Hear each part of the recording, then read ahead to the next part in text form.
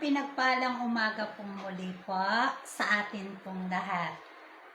Kagaya po ng madalas ko pong kagawian po sa lahat po ng umpisa po, sa lahat po ng aking kapahayagan, palagi ko pong sasabihin po sa inyo pong lahat na wala po akong ipinakikilala na kahit na ano para po sa aking sarili. Isa po akong hamak, isa pong aba na pagpahayag po kung ano po ang nilalaman ng atin pong banal na libro. At ang lahat nga po ng nilalaman ito ay nagmula po sa ating Diyos na kataas-taasan, sa atin pong banal na Espiritu Santo. Subalit dahil nga po ang ating banal na Espiritu Santo ay mininanais po siya na linawin ko daw po sa inyo pong lahat. Ayon po sa Kanya, ay linawin ko po sa inyo kung paano nga po ba yung sinasabi pong proseso po ng pagbabalik po ng ating Panginoong Hesukristo. Yun po ang palagi po nating naririnig sa iba't iba pong uri po ng mga samahan o grupo po na sumasamba po sa ating Haring Hesukristo. Subalit ayon po sa ating banal na Espiritu Santo, ang atin pong Haring Hesukristo po ay hindi po masasabing ang kanyang muling pagbabalik. Dahil nga po ayon po sa ating Diyos na kataas-taasan, ang atin pong banal na Espiritu Santo ay ngayon lamang po isinilang o nakihalubilo po sa atin dito po sa ibaba, dahil siya po'y nanatili po mula po ng umpisa ng mundo sa original pong hardin po ng Eden. So, ito po yung unang pagkakataon dahil nga po nasa pinali na ng paglalakbay ang kanya pong reyna at ang ating mahal pong Birheng Maria. Kaya po sa panahon pong ito, siya po ay isinilang sa kauna-unahan pong pagkakataon. Ayon po sa kanya'y linawin ko raw po sa inyo pong lahat na ano daw po ba ang inaasahan natin na bubuka ang langit at ang Haring Hesukristo hinihintay ng lahat ay bababa ng nakadipa upang lahat tayo ay iligtas. Ayon po sa ating Diyos na kataas-taasan, ang katawan po ng Diyos Ama ng Haring Hesukristo ay matagal na po dito po sa ibaba.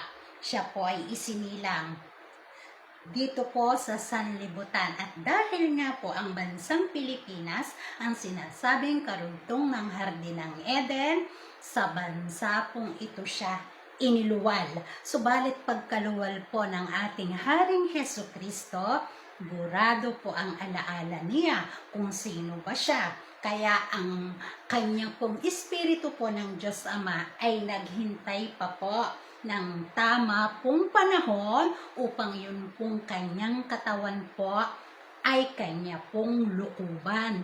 Ang Espiritu po ng Diyos Ama ang bababa po sa kanya pong katawan upang po manumbalik o makilala niya kung sino po ba siya. Inuunti-unti po ng Espiritu ng Diyos Ama na ipakilala kung sino po siya. So talagang naghintay pa po. At dahil nga po sa panahon pong ito, ang Haring Hesukristo po ay nasa tamang gulang na rin po.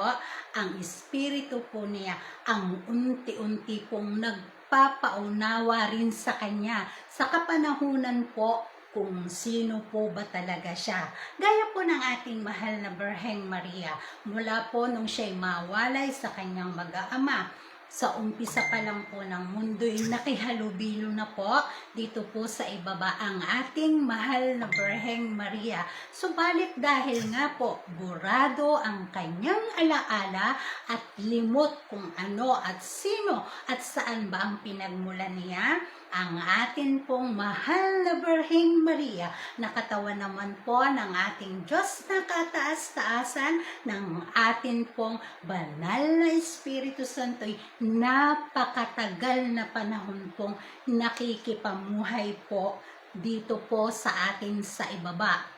At dahil nga po, dumating na po ang ating mahal na Birheng Maria sa hangganan po ng kanyang paglalakbay, ang Espiritu Santo po'y bumaba po sa kanya. Unti-unti po'y ginising o yung alaala po ng ating mahal na Birheng Maria ay nanumbalik sa kanya sa pamamagitan po ng kanya pong Espiritu Santo. So, dahil nga po nasa pinali na, nang dumating na po sa hangganan, ang atin pong mahal na Birhen ay walang kamalay-malay po ang lahat, na ang inaabangan po ng lahat ay bubuka ang langit, bababa ang Diyos na nakadipa, at lahat ay halina kayo, dito tayo sa paraiso. Ayon po sa ating banal na Espiritu Santo, hindi po ganoon. At tayo po ngayon nasa pinali na. Ang Haring Hesukristo, ang kanyang Espiritu po'y sumasa kanya upang ipakilala sa kanyang katawan kung sino siya, habang ang mahal na Birheng Maria po ay ganap na. Ganap na pong nanumbalik po ang kanyang alaala sa pamamagitan naman ng Espiritu Santo po. At dito po pumapasok yung sinasabi po, kumatok ako, pero hindi mo ako pinagbuksan. Nagutom ako, pero pinakain mo ako. Nagkasakit ako, pero ako ay iyong dinalaw. Yun po yung, dito po pumapasok yung sinasabi po ng Panginoong, ako'y nagutom, pero ako'y iyong pinakain. Ako'y nauhaw, pero ako'y iyong pinainom. Dahil nga po kung ano po ang ginawa natin sa katawan po ng Espiritu Santo, ay ginagawa natin po yan sa Kanya. At kung ano po ang ginawa nating lahat, kung sino man po ang mga nakahalubilo po ng katawan po ng Diyos Ama, at yan po'y ang Haring Hesukristo, ay sa Kanya mo po ito ginagawa.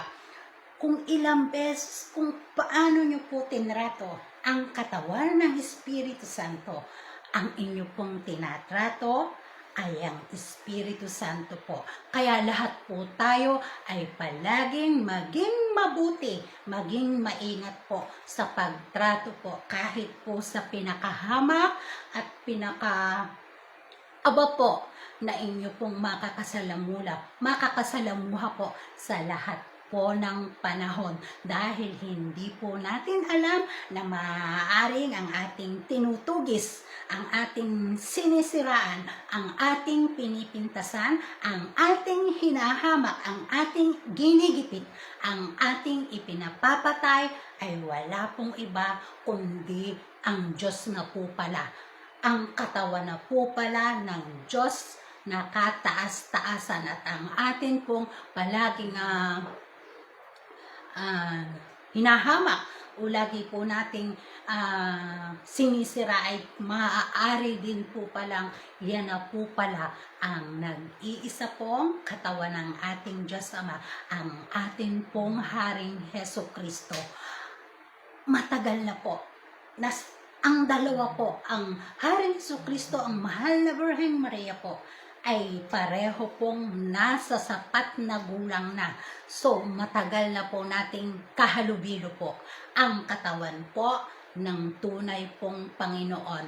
Ang hinintay na lamang po ay yung paglukob po sa kanila ng kanila pong Espiritu na palagi pong nakatunghay sa lahat po ng kaganapan po sa kanila pong mga nag-iisa pong katawan.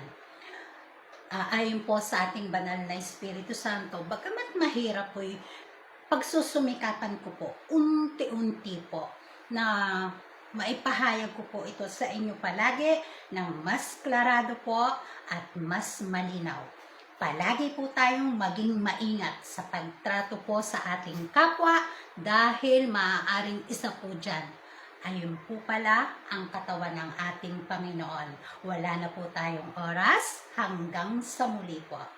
Bye-bye, paalam at mabuhay po tayo pong lahat.